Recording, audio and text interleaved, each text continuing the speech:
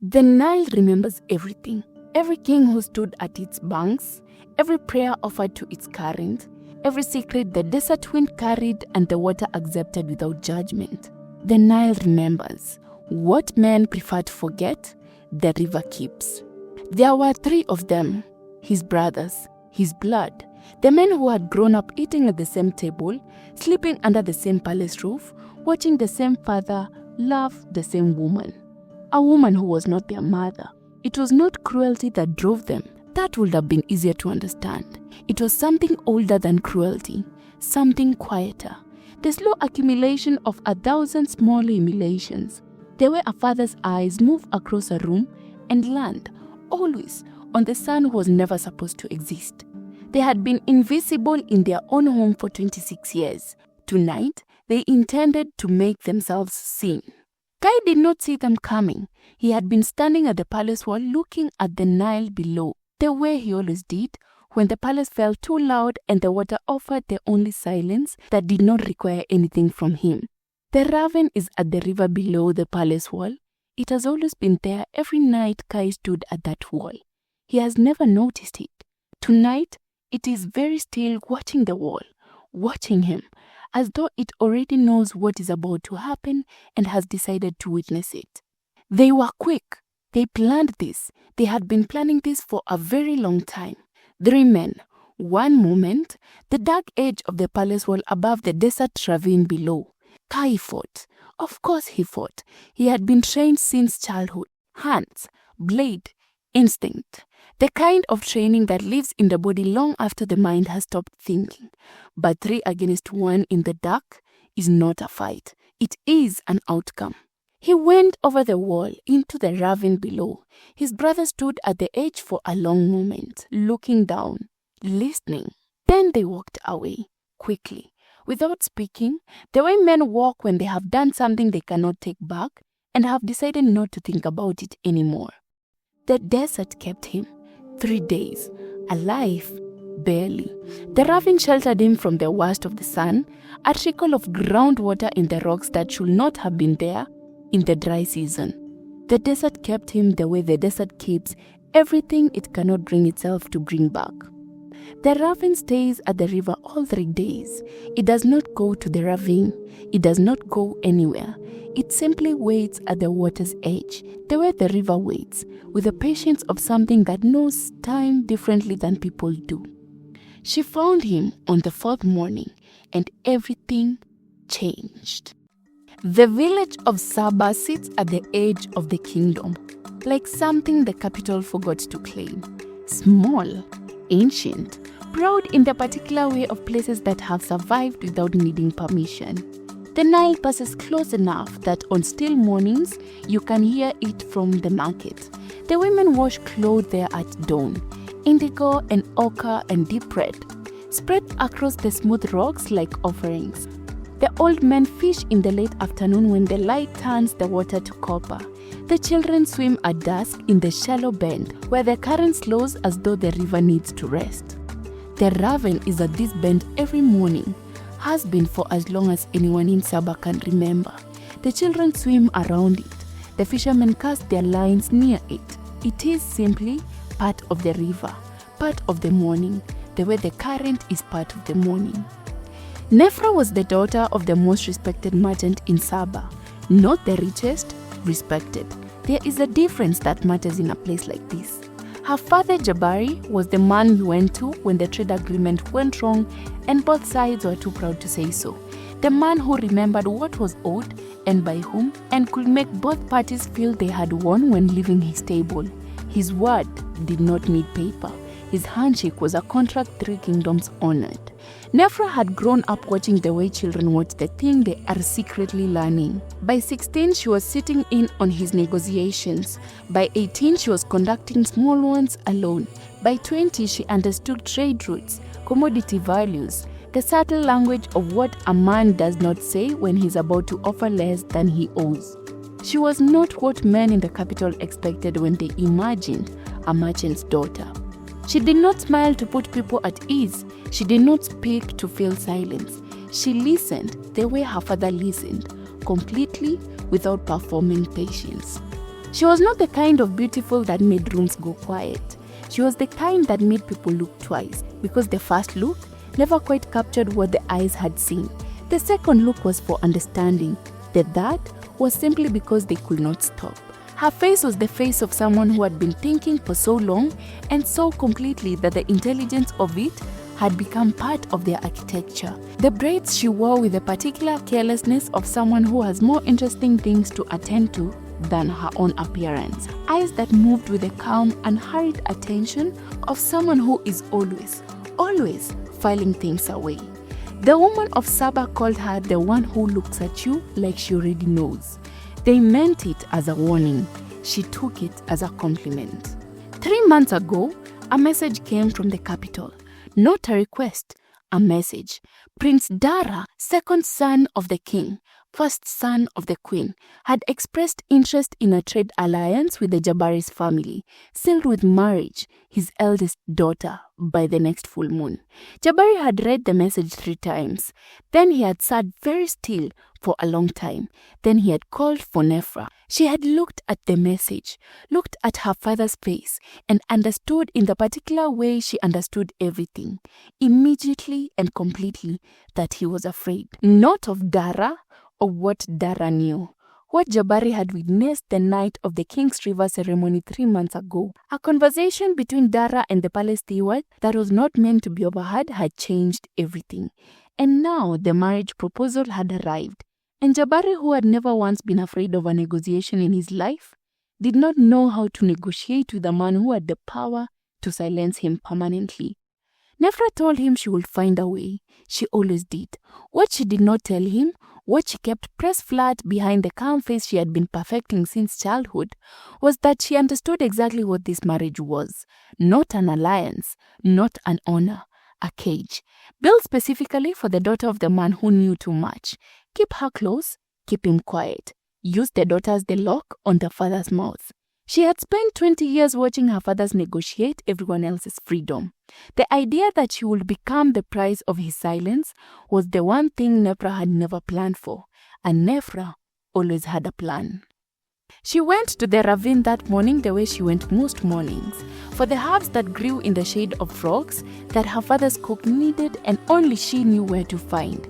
She was thinking about Dara, about the message, about the face her father made when he thought she wasn't looking, about what it meant to be 20 years old and already someone else's solution to a problem she did not create. She almost walked past him. Almost. He was half hidden by the overhang of rock. Still alive, she could see his chest moving, even from a distance, but barely. The kind of barely that has an expiration, measured in hours. She crouched beside him, looked at his face. He was the kind of man the eye found before the mind decided to look. Not because of the markings, though the markings were extraordinary. Ancient geometric script in dark ink across his forehead and jaw that she had never seen on anyone and immediately understood were not decorative. They were a declaration, the kind written not on paper but on skin because the intention was permanent. Even unconscious, even half dead in a desert ravine, there was something in how he lay. The particular stillness of someone whose body had simply paused rather than surrendered. Built like someone who had trained for war and worn it long enough that the war had become part of him. She had looked at his hands, blade calluses, a soldier's hands, or something more than a soldier's. She looked at his face again. Then she made the first truly autonomous decision of her entire life. She went to get help. He walked in a room that smelled of river clay and dried herbs, and something cooking that his body wanted desperately before his mind had fully arrived. He did not know where he was. He did not know how he had gotten there. He did not know who he was. He lay very still and took stock. His body, damaged, killing, stronger than the damage suggested it should be. Calloused in very specific places that told him he had spent years holding a blade. His face, he could feel the markings without seeing them, raised slightly, old, part of him for as long as he could remember, which was not long at all. His name, nothing. A door where a room should be. She appeared in the doorway with a bowl of something and the expression of someone who had made a decision and intended to stand behind it regardless of how it turned out. She looked at him, assessed, the way she looked at everything, completely without performing warmth. Then she spoke. "You have been unconscious for 2 days. The fever broke this morning. You'll be weak for another week at least. I need you to drink this." He looked at the bowl, looked at her. His voice when it came was rough from disuse and careful in the way of someone choosing words from a language they are relearning from inside out. "Who are you?" She did not sit, did not soften, simply answered. "Nephra, this is my father's house. Who are you?" He looked at her for a long moment, and then he said the truest thing he had ever said in his life. "I don't know." She did not react the way he expected. No alarm, no suspicious, just a slight adjustment behind her eyes, the look of someone recalibrating. Then she stepped into the room and held the bowl out to him. "Then drink this. We can figure out the rest when you're not dying." He healed, the way his body remembered doing everything, efficiently and completely. The fever did not return, the wounds closed cleanly under Nephra's hands, which knew what they were doing in the precise way of someone taught by necessity rather than training. By the 4th day, he was sitting up.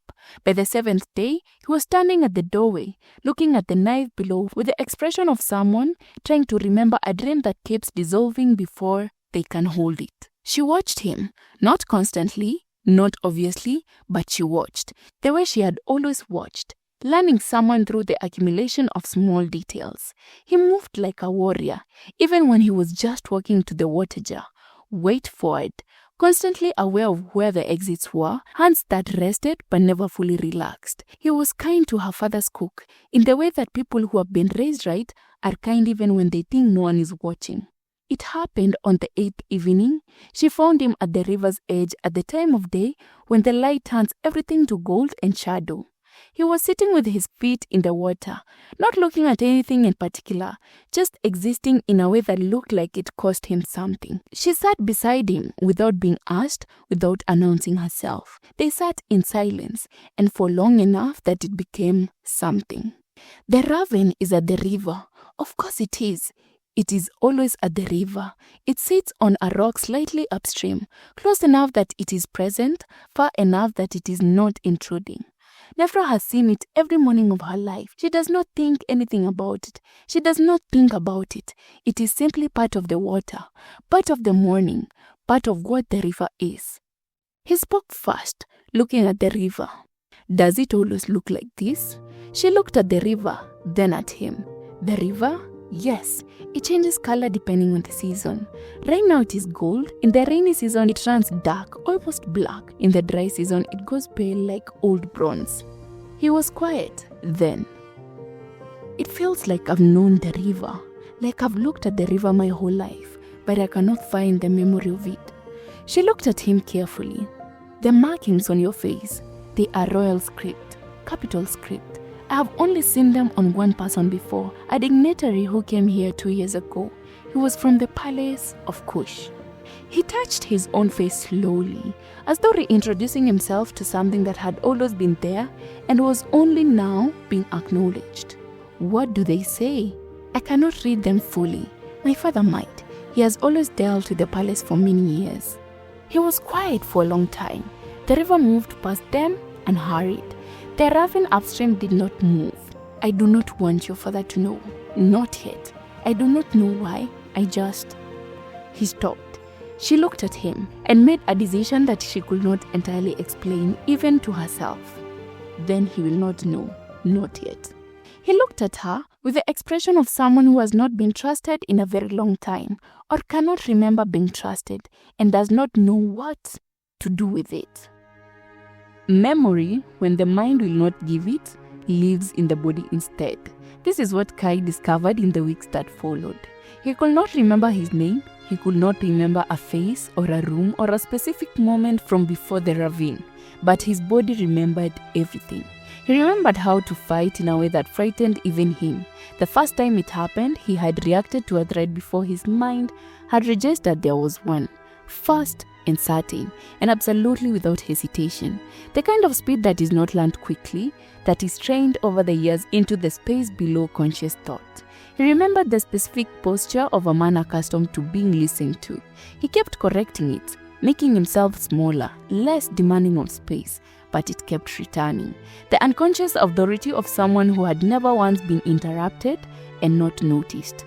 He remembered water, not swimming in it, standing at it. The specific posture of someone who has spent a lifetime looking at a great river and understanding that it is older than anything he will ever build. The Nile. He knew the Nile in his body long before he knew his name. It was Nefra who first understood what the fragments meant. She had been watching with the patience of someone who has learned that information reveals itself to people who do not rush it. The way he stood, the way he moved through a room, the specific quality of his silence. Not the silence of someone with nothing to say, but the silence of someone accustomed to rooms going quiet when they entered. She said nothing. She was still thinking. It happened at the market. A merchant new to Saba, the aggressive kind, who mistakes a woman negotiating alone for an easy target, had grabbed Nefra's arm over a disputed price. Kai was across the market. He was there in 3 seconds.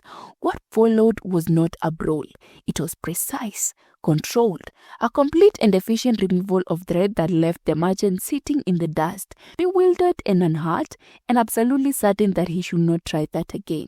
The market had gone quiet, not the ordinary quiet of surprise, the specific quiet of people recalibrating what they thought they were looking at. Kai stood very still afterward, looking at his own hands, with the expression of someone who has just been shown a room in themselves they did not know existed. I did not think. I just... Nefra looked at him, then the market slowly returning to itself, then back at him. I know. Come. We are done here. She came to find him at the river as had become their habit. He was sitting with his hands loose between his knees, still processing. The raven is on its rock, as always. Nefra sits down. The raven turns its head slightly, the way it does sometimes when something at the river is worth paying attention to. She has never seen it do that for anything except the river itself. She does not mention it. She files it away.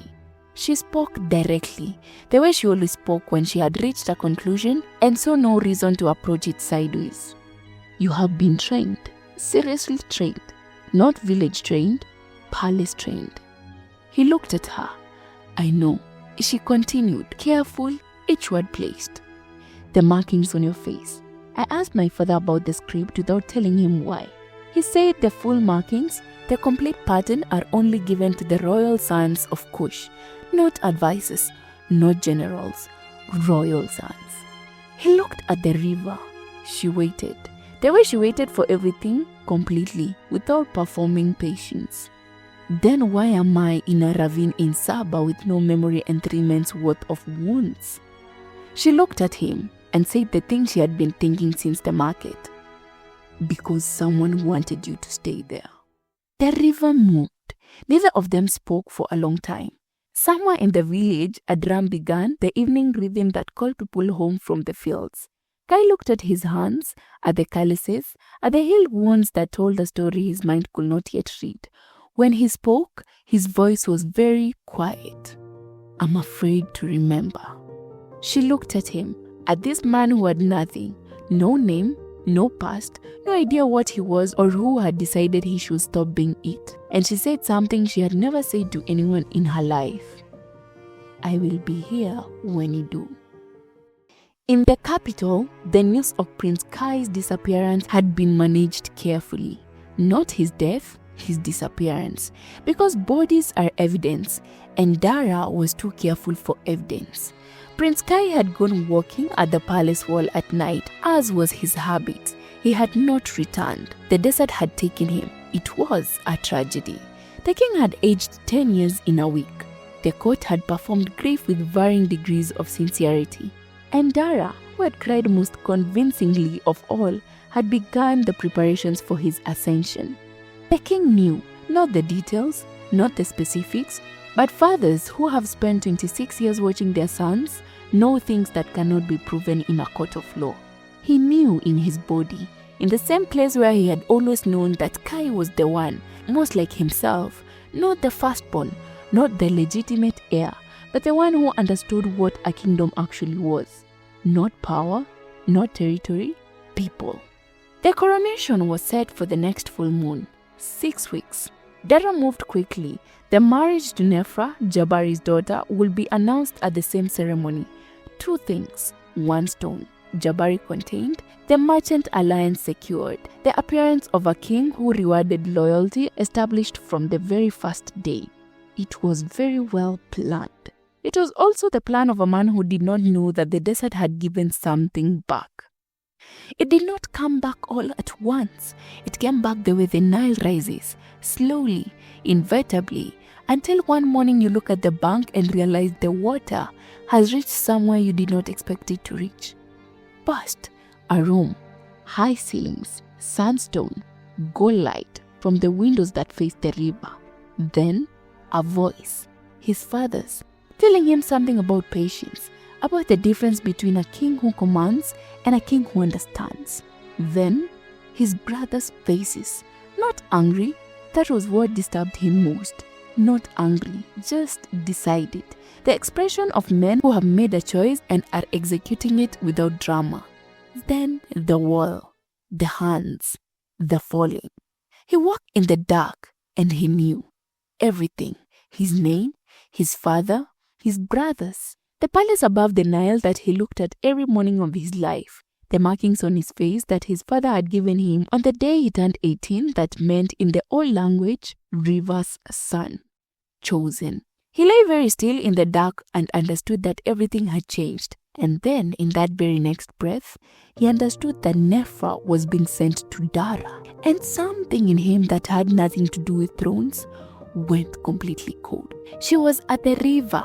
Of course she was. Late.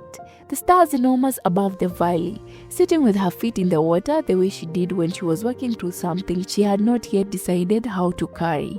He sat beside her. She looked at him and immediately knew something had shifted.